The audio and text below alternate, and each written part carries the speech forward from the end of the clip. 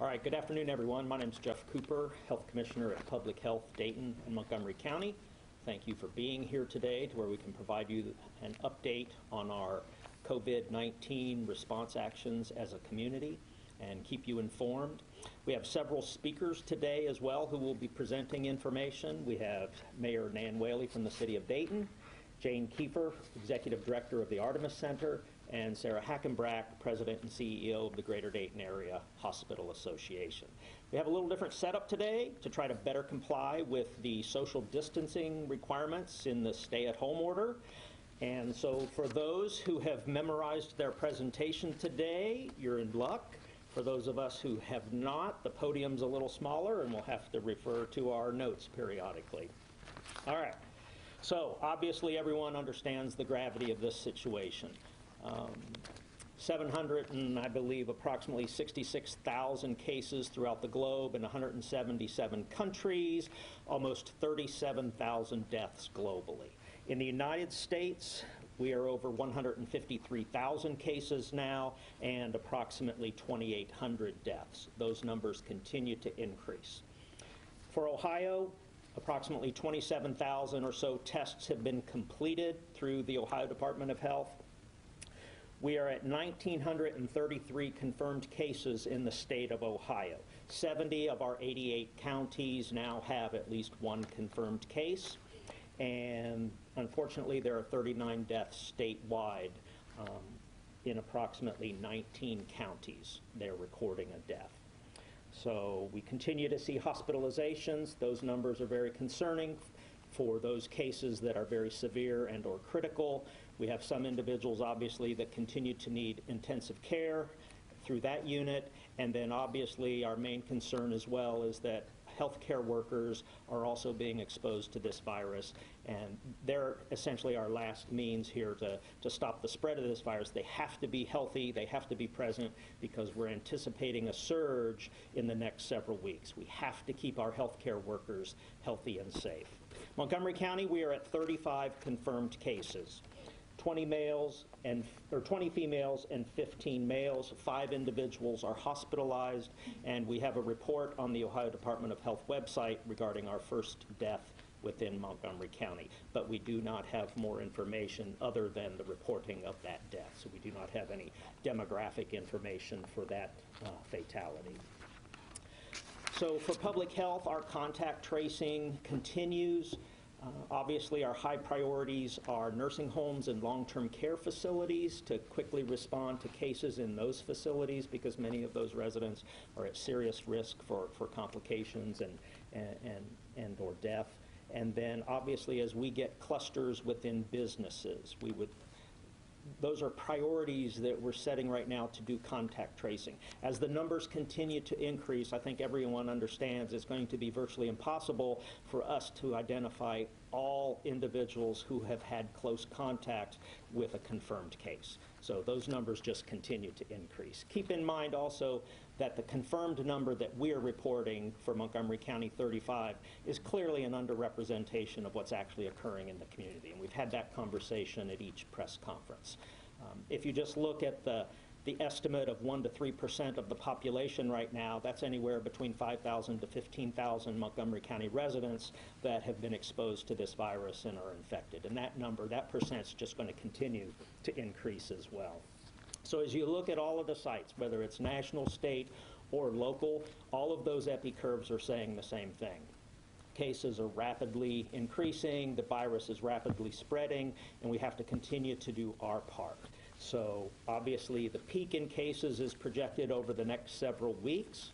Hospital systems, and our partner here today with GDAHA, Sarah Hackenbrack, will provide us an update. Hospitals are doing tremendous work to plan for this expected surge in cases.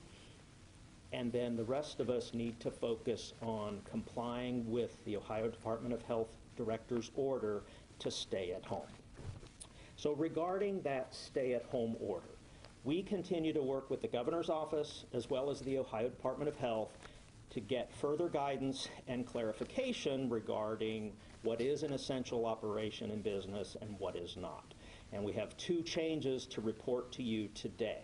And this is based on information directly received from the Ohio Department of Health.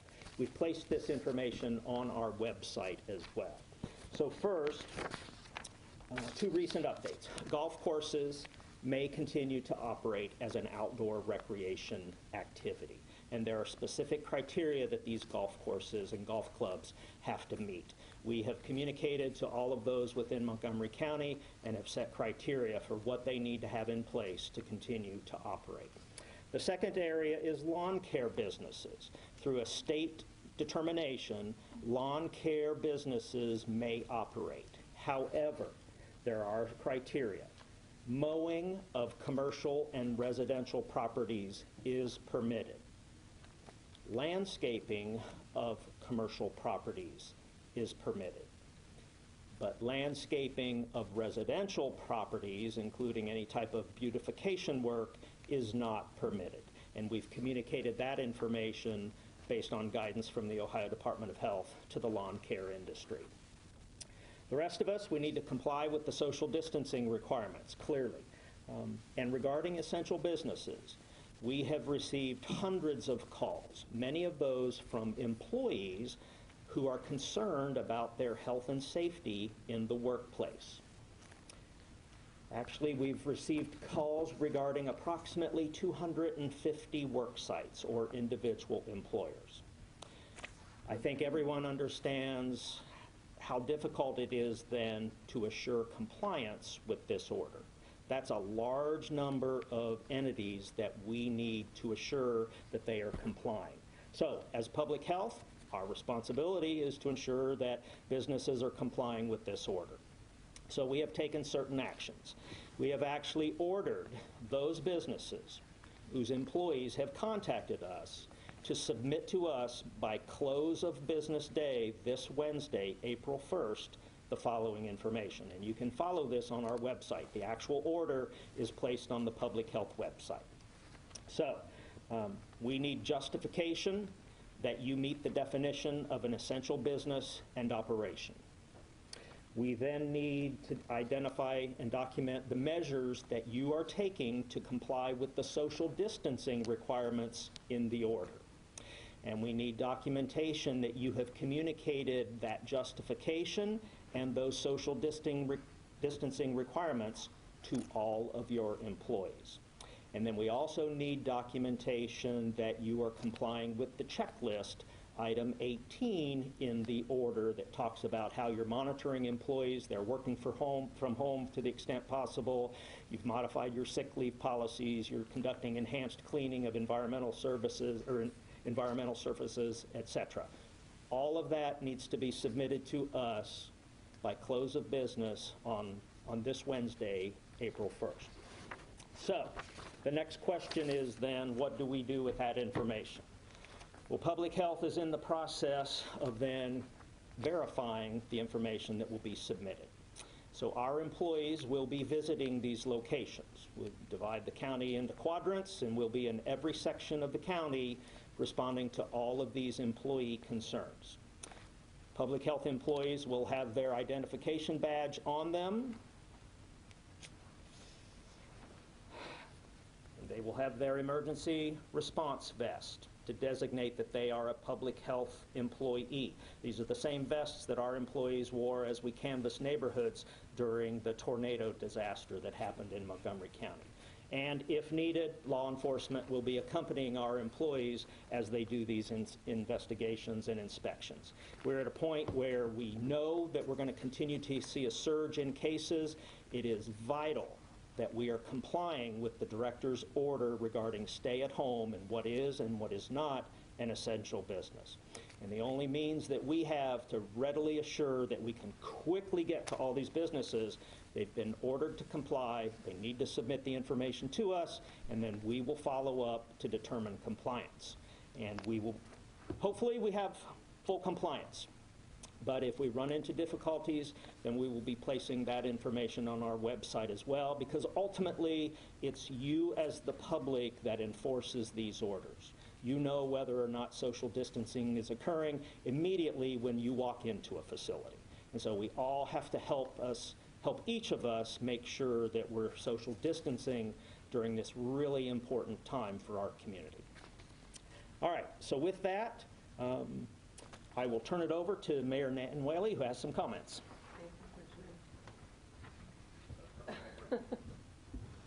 Thank you. And I just want to commend Commissioner Cooper and his entire team. If you think about going to 250 businesses and working with them so quickly, I think it shows just how serious public health and our whole community is taking this, and really appreciate your team's work as we try to keep people safe during this. I just want to remind everyone again why we are doing this. We know that physical distancing works. It's a way for us to keep this curve as flat as possible in this region. So when Sarah comes up and talks about capacity, we can keep that capacity low in hospitals. It saves lives, and that's what you're doing when you are making the decision for your community and for your state and for your country to stay home. This weekend was a beautiful weekend. Lots of yard work, I know, done across the community and across the region.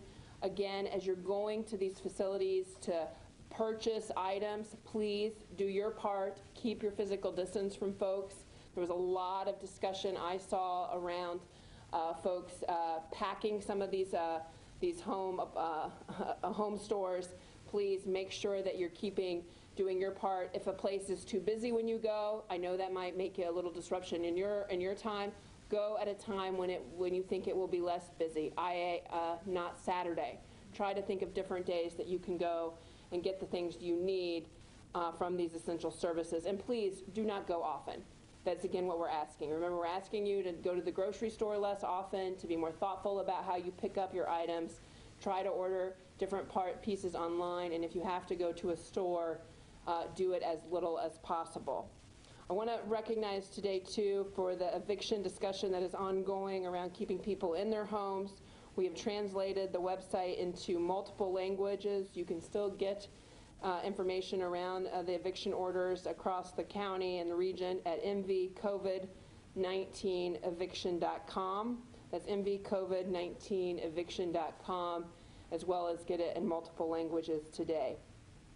Finally, tomorrow we'll have on Facebook Live the Public Health Chief Medical Officer, Mickey Doan, at 12:30 tomorrow to answer any of your questions as we continue to work through this pandemic and this crisis in our community. Appreciate Dr. Doan agreeing to come in again as we continue to see escalations and now even a death in our community, unfortunately. Again, appreciate all the work everybody's doing in this. Everybody's been coming together so well and so strongly. It's an honor to be a part of this community. Please do your part by keeping your physical distance in different locations. Thanks. Do you want me to pass it off to Jane from Artemis? So thank you, Mayor. Good to see you. Good to see you. Let's walk in. Thanks, Commissioner, as well. Hi, I'm Jane Kiefer. I'm with Artemis Center. We're a domestic violence organization here in Montgomery County. So we serve survivors of domestic violence and their children. And so we know right now it's a difficult time with the stay-at-home order when it comes to survivors living with their abusers. And so for a couple of things, just to remind our community that, one, Artemis Center answers a 24-hour hotline number, which is 937-461-HELP, 937-461-4357. And we are still in business. We have had to modify the way that we do business as well, but we are still serving our survivors through our hotline. We go to, we're doing groups on different platforms, which we are learning. We're still doing therapy with our survivors, our adults, and our children. And we're trying to work with the courts and kind of using our cell phones to be present with survivors as well, because again, it's a really isolating time. We know that domestic violence, a large component of what happens in abuse is isolation. And so now more than ever, we have our survivors being isolated without a lot of resources and support. And so how can we help? If you know someone, reach out to them just to touch base with them to make sure that they're doing okay. Not in the stay-at-home orders, survivors are allowed to leave their homes if it's not safe, but I know the virus also has people nervous. And so I really encourage, again, folks to call our hotline, or if you as a support person who's really concerned about someone, you too can call our hotline and we'll talk with you. Our advocates have the phones 24/7. It's a really difficult time, and in addition to the isolation is the financial abuse. So our abusers keep money from us, or sometimes maybe our abusers are telling us that we have to go to work even though that we're concerned about the virus. And so again, what we need to do is come together and really just reach out and make sure that we're checking in on folks. And the important thing is they may tell you the first time that they're okay, but we need to keep asking. And you don't want to say, are you being abused? The question is, are you doing okay? Is there anything I can do for you? I mean, how can you help Artemis? Again, we're helping folks try to get into different housing just because we know that shelters are full. And so you can help us financially, you can help us with gift cards, so we can help people with fast food or gas cards. And eventually down the line, I think this epidemic's going to make it harder for survivors. People think that the hotlines are blowing up, and unfortunately, that's not what we're seeing, because again, abusers are home and it's harder to pick up that phone. And so I think down the road, it's really going to escalate because people are not going to be able to manage it. So again, I encourage you, if you're concerned, to share our hotline, and we will do our best to help the survivors. Thank you.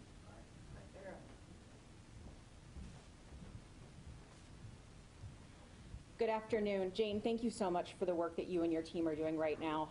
It's really important that everyone pay special attention to those people who are vulnerable in our community, and Jane, your team is a phenomenal example of that. As a community, we are entering our second week of our stay-at-home order or sheltering in place, and again, the message and the request from our hospitals, our healthcare providers, our frontline first responders, as well as our doctors and our nurses, is to please honor the governor's ask, his request, and the stay-at-home order by staying home. That is truly going to be our best opportunity to help manage the capacity that we're going to need to prepare for in our community. Over the last 2 weeks, our hospitals have been working in constant coordination and collaboration with one another to submit a draft plan to Governor DeWine, and we did submit that plan on Saturday morning. As of this afternoon, we are awaiting feedback from the governor's office and staff regarding our specific regional plan, and so that still remains in draft form, and we are very eager to have that next conversation, not only with the governor's staff, but with the Ohio Department of Health, as well as General Harris and the National Guard, because as we continue to look at the physical infrastructure and capacity, knowing that we are creating every space where we can possibly care for someone here in our Dayton region, there are a number of other needs that we have to make sure that we are prepared to address beyond the physical infrastructure. And so that includes our staffing resources, making sure that we have appropriately trained staff, doctors, and nurses to care for the additional types of space that we're creating in our hospitals, making sure that they have the necessary medical equipment and supplies in those new spaces where care is going to be provided, and then also ensuring that each of those healthcare providers, frontline first responders, have the necessary PPE to continue doing the work that we are going to ask of them over the next several weeks. Last week, we had a wonderful conversation with our business community in the Dayton region, and the business community has reached out en masse to us as a hospital industry, as our partnership with Public Health Dayton-Montgomery County, and our partners with Montgomery County EMA. And so I want to remind everyone of the regional drop site that we have established with St. Vincent de Paul's community store, not at their front door, but all the way around and back at the loading dock. They are receiving supplies from businesses that are unopened, unused PPE supplies. So those gowns, the sterile gloves, masks and face shields, those are the types of supplies that we are actively looking to receive from the business community at this point in time, so that we can make sure those get distributed to area healthcare providers, nursing homes, and our frontline first responders with fire, police, and EMS. Again, I can't emphasize enough that as we enter the second week of our shelter-in-place order, that is your best opportunity to help us as we keep moving forward in this crisis. Thank you.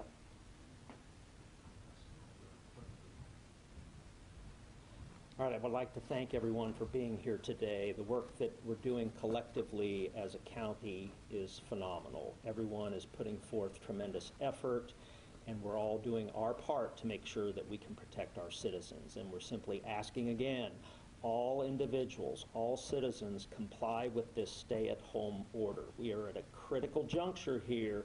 This is no time to take this lightly, because the virus is spreading rapidly, and individuals that we all care about are going to be infected. We need to make sure that we can respond to that surge. And with that, we'd be happy to answer any questions.